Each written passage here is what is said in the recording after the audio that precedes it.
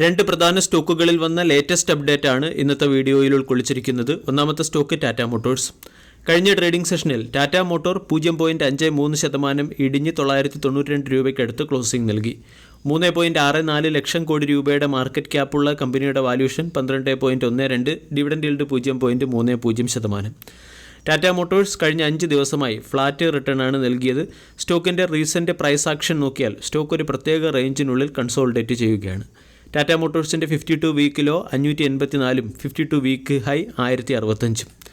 ടാറ്റ മോട്ടോഴ്സുമായി ബന്ധപ്പെട്ട് വെള്ളിയാഴ്ച മാർക്കറ്റ് അവറിന് ശേഷം പുറത്തു വന്ന ഒരു പ്രധാന അപ്ഡേറ്റാണ് ടാറ്റ മോട്ടോഴ്സിൻ്റെ സബ്സിഡറിയായ ജഗ്വാർ ലാൻഡ് റോവറിൻ്റെ Q1 ബിസിനസ് അപ്ഡേറ്റ്.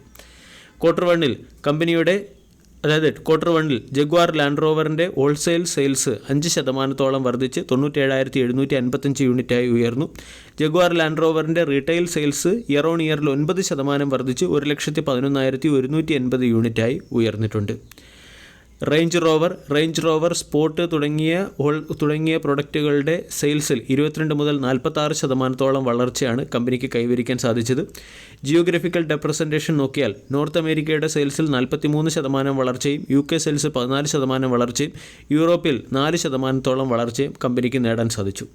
ഈ ന്യൂസിൻ്റെ പശ്ചാത്തലത്തിൽ ടാറ്റ മോട്ടോഴ്സ് എന്ന സ്റ്റോക്കിനെ വരും ദിവസങ്ങളിൽ ഫോക്കസ് ചെയ്യാം.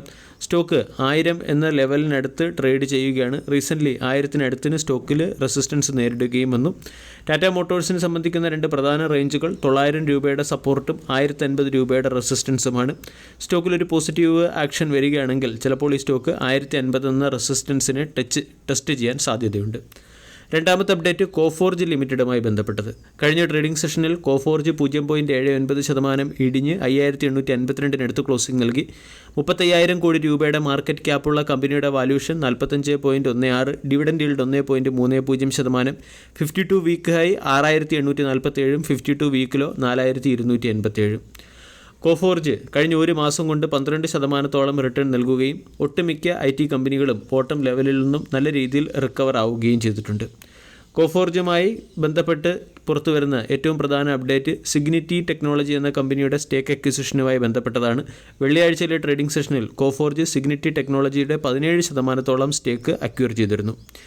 ഇവിടെ ഏകദേശം 1,398 രൂപ പെർ ഷെയർ എന്ന റേറ്റിലുള്ള സ്റ്റേക്ക് അക്വിസിഷനാണ് സിഗ്നിറ്റി ടെക്നോളജി എന്ന കമ്പനിയിൽ കോഫോർജ് നടത്തുന്നത്. ഇതിനു മുമ്പേ വ്യാഴാഴ്ചയിലെ ട്രേഡിംഗ് സെഷനിലും ഏകദേശം 11% സ്റ്റേക്ക് സിഗ്നിറ്റി ടെക്നോളജീസിൻ്റെ 11% സ്റ്റേക്ക് 426 കോടി രൂപയ്ക്ക് കോഫോർജ് അക്വയർ ചെയ്തിരുന്നു. കോഫോർജ് എന്ന company digital service and solution provide ചെയ്യുന്ന ഒരു കമ്പനിയാണ്. അതോടൊപ്പം തന്നെ മെയ് മാസത്തിൽ കോഫോർജിൻ്റെ ബോർഡ് ഓഫ് ഡയറക്ടേഴ്സ് സിഗ്നിറ്റീസിൻ്റെ 54% സ്റ്റേക്കുകൾ അക്വയർ ചെയ്യാനുള്ള പെർമിഷൻ നൽകുകയും ചെയ്തു.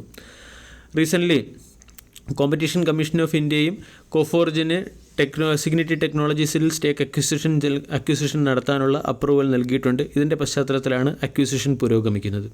കോഫോർജിനെ സംബന്ധിച്ചിടത്തോളം 6000 ഒരു റെസിസ്റ്റൻസായി പ്രവർത്തിക്കും. സ്റ്റോക്കിൽ മികച്ച ബൈയിങ് മൊമെൻറ്റമാണ് കാണുന്നത്. ഇതിൻ്റെ പശ്ചാത്തലത്തിൽ 6000 എന്ന ലെവലിനെ സ്റ്റോക്ക് മറികടന്നാൽ 6500, ഈവൻ 7000 പോലുള്ള ടാർഗറ്റുകളാണ് കോഫോർജിന് മുന്നിലുള്ളത്. കോഫോർജ് എന്ന സ്റ്റോക്കിൽ പൊസിഷൻ എടുക്കാൻ താല്പര്യമുള്ളവർ 5500 രൂപയുടെ സ്റ്റോപ്പ് ലോസ് മെയിൻറ്റെയിൻ ചെയ്യുക. വീഡിയോ എല്ലാവർക്കും ഇഷ്ടമായി എന്ന് വിശ്വസിക്കുന്നു. Thank you.